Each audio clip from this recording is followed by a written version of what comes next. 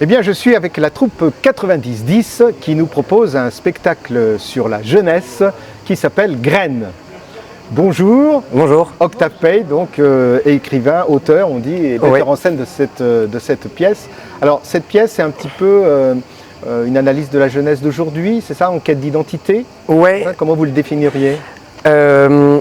Avec plusieurs phrases, parce que oui. j'y ai mis pas mal de choses. Ouais, c'est un tableau de la difficulté de notre génération, les 18-33 ans, on va dire, de nos difficultés à se projeter dans un monde qui semble toujours un peu plus sombre, à l'avenir un peu toujours bouché, et la difficulté donc qu'on a à construire quelque chose, à se projeter dans l'âge adulte, et en même temps la nécessité qu'on a de grandir comme tous les jeunes avant nous, et à aussi créer des liens, se découvrir, mais pas facile de se découvrir quand en fait on n'a aucun moteur pour évoluer. Alors présentez-nous un petit peu l'histoire et les personnages surtout. Là on a deux des comédiennes. Oui, donc on a Lucille et Fiona. Oui. Les personnages, présentez vos personnages, les amis. Allez-y. Alors vous êtes qui? Alors moi je joue Léa. Oui. Léa c'est la plus âgée du groupe. C'est un petit peu la maman. D'ailleurs, alors attendez, avant déjà de préciser, donc ça se passe en fait dans une résidence, c'est ça? Oui. D'artistes. Oui. L'histoire rapide, c'est 6 amis qui tentent d'écrire un spectacle et donc partent en résidence, un spectacle sur les difficultés de leur génération. Oui. Et qui, après 2 semaines les uns sur les autres avec des caractères très différents et parfois assez extrêmes, sont tous un peu à vif, on va dire un peu irritables, et en une après-midi, tout pète. Voilà. Et ils s'envoient toute leur vérité à la figure. C'est ça. Voilà. Donc vous êtes la maman du groupe, enfin entre guillemets. Voilà, entre guillemets, mais c'est mon surnom en effet assez souvent utilisé. Et comme je suis la plus âgée, voilà, c'est moi qui ai un petit peu tendance à les arranger tout le monde, à les arranger, à avoir peut-être un peu plus d'expérience de vie que les autres, mais voilà, avec un amour profond pour ces gamins et un amour pour ce groupe-là, pour ces amis-là, et voilà, et cette belle amitié. D'accord. Voilà. Et vous donc? Alors moi c'est le personnage de Jeanne. Oui. Jeanne qui est un petit peu, disons, la tête brûlée du groupe, le féministe caractère un peu, assez on peut fort, le dire. Féministe plutôt engagée, Voilà. et qui au bout de 2 semaines de résidence là commence à en avoir un petit peu ras-le-bol des comportements machos de certains. Ouais. Alors certains c'est qui? Personne en particulier. Non, personne. Certains, c'est peut-être mon personnage, voilà. Alexandre, qui est clairement le beauf machiste du groupe. Ça se tire pas mal la bourre entre les deux. Ouais, on n'est pas les meilleurs amis du monde. C'est un binôme assez explosif. Voilà, et enfin beauf machiste, mais pas non plus sans une certaine finesse. Oui. C'est-à-dire qu'il est, en fait, il est assez malin sur les autres. Je dirais pas qu'il est beauf, hein. Je dirais Il a une forme d'épaisseur. C'est un dragueur, mais voilà, bon, mais. C'est la manière on exagère un petit peu le trait, voilà. Ouais. C'est par exemple si on doit tracter assez rapidement, si quelqu'un passe très rapidement dans la rue, voilà, c'est comme ça qu'on résume Professeur Love. D'accord. Oui, d'où le nom. C'est un peu lourdingue. Alors, il y a d'autres personnages. On a 3 autres personnages. On a donc celui que je considère être le personnage principal, Ellie, le plus jeune du groupe, mais qui est également le socle du groupe, celui autour duquel tout ça s'est constitué, et chez qui se passe la résidence, enfin, dans la maison de ses parents. On a également Rebecca, qui est une jeune femme en quête d'elle-même, qui a une grande difficulté à s'affirmer et à s'imposer alors qu'elle est entourée de 5 caractères quand même assez forts. Et enfin, on a Vincent, l'intellectuel du groupe, perché, qui vit dans le monde des idées, qui lui est là pour décortiquer la grande histoire, et qui va vivre quelques expériences psychées un peu hors du commun. C'est lui qui présente le scénario là, où il y a. Oui, c'est lui qui a les deux tirades. C'est assez intéressant d'ailleurs ce monologue là. En fait, c'est une réflexion un peu sur la vie et ce qu'on est, voilà. Ouais. Et sur le fait que l'humain, je crois, a toujours essayé de s'élever au-dessus de sa propre condition. Oui. Qu'on ne supporte pas d'être un être fini dans un monde infini. Ouais, et donc, pour échapper à cette angoisse, on va tout faire pour essayer d'approcher l'infini au maximum, ce qui est par essence impossible. Ouais. D'où une situation d'échec perpétuel. Ouais. D'où ça vient, ça, c'est vraiment c'est mes réflexions. C'est vos vraies réflexions, ouais. C'est un peu pessimiste quand même sur la... Oui.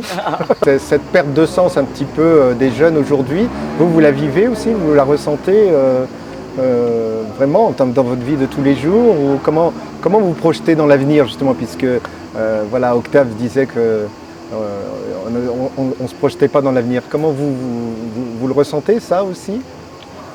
Oui, je crois que c'est des réflexions qu'on se fait quand même assez régulièrement. Oui, je crois.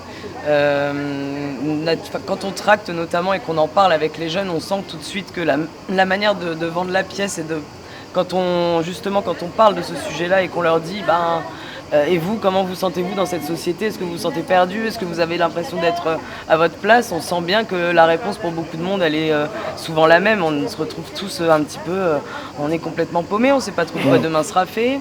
Il y a le questionnement aussi, faire des enfants, oui mais alors on est tout le temps en train de réfléchir et à se demander, mais ce sont des décisions qu'on peut plus ça n'a jamais été une décision à prendre à la légère, je crois, faire des enfants. Mais c'est vrai qu'on réfléchit de plus en plus aux conséquences. Oui, parce qu'avant, on le faisait sans réfléchir, voilà. Peut-être que c'était un peu plus léger, disons, comme décision. Maintenant, c'est vraiment quelque chose, je crois, qui se réfléchit. Et ouais, je crois que moi, personnellement, oui, pour n'importe quelle décision maintenant, il y a quand même un petit moment de réflexion. D'accord. C'est difficile de se laisser aller, de se laisser aller à la légèreté. Ces temps-ci.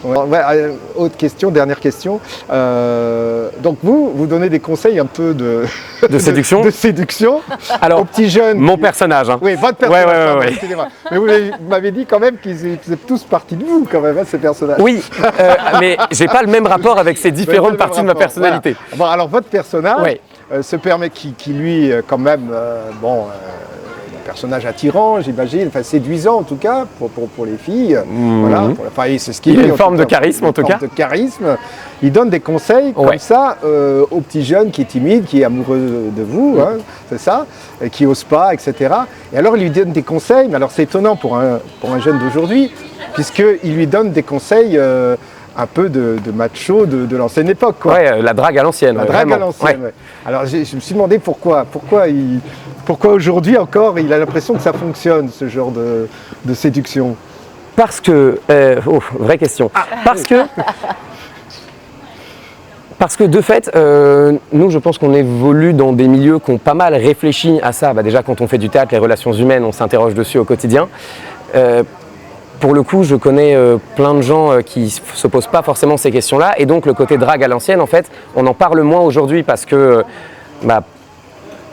les gens qui ont accès à la parole publique sont moins là-dedans et ont évolué par rapport à ça. Mais en fait, la société évolue plus lentement.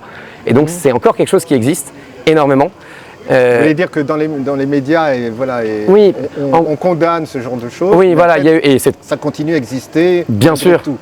Et je pense même que c'est encore la majorité statistique des gens qui pensent comme ça. Et il n'y a pas de jugement derrière. Ça fonctionne toujours. Et par ailleurs, ça va être terrible on va voir la vie des filles. Mais ça va être terrible ce que je vais dire. En gros, le personnage dit à son pote, t'es trop gentil avec les filles. Oui. Et voilà. Par exemple. Voilà. Et ça, c'est une belle connerie parce qu'être gentil, c'est bien. En revanche, pardon, j'ai le droit de dire ce genre de mot à la caméra? En revanche? Non, celui d'avant. Connerie?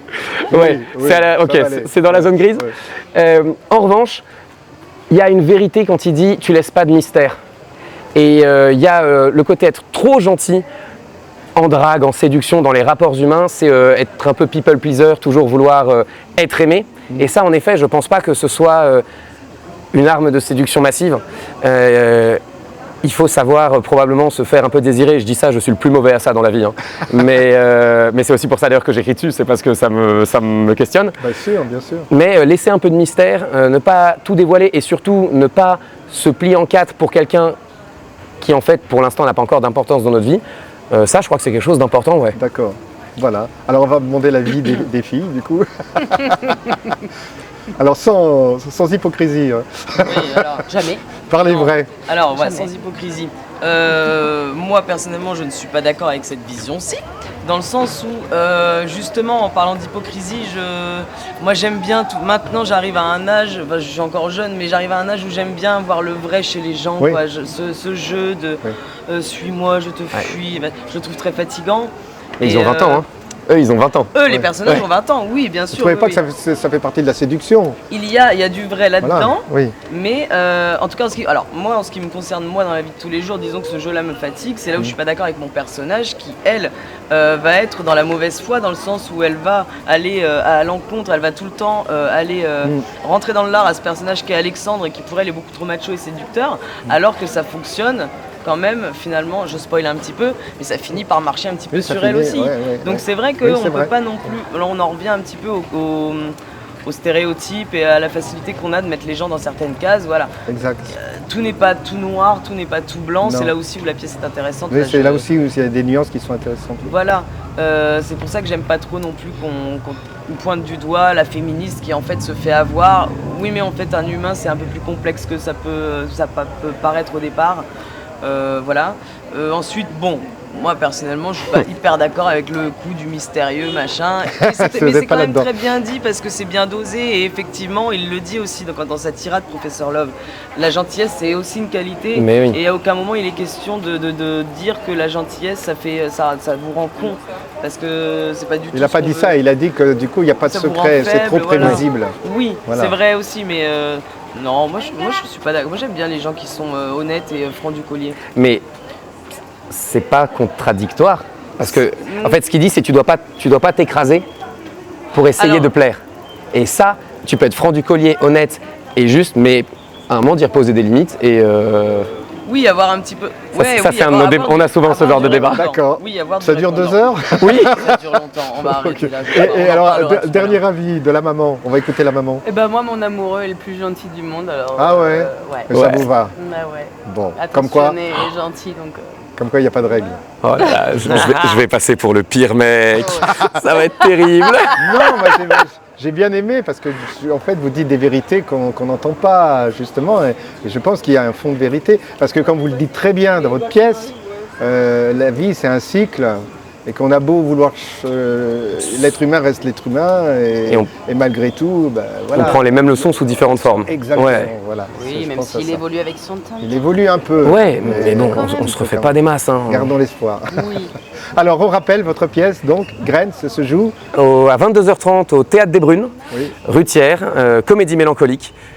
N'hésitez pas, vous passerez un très bon moment. Ouais, on passe un très bon moment et en même temps on réfléchit en fait. Aussi. Hein. Voilà. Et je crois, j'espère qu'on en sort avec l'envie d'être un humain un peu meilleur pour ceux et celles qui nous entourent. Ouais. Et si le théâtre doit servir à quelque chose, je crois que c'est à ça. S'il doit servir à quelque chose, il a aussi le droit d'exister par lui-même et il est très beau comme ça. Ça sert et en même temps ça sert à rien. Voilà. Ouais. Merci les 90-10. Merci à vous. Merci.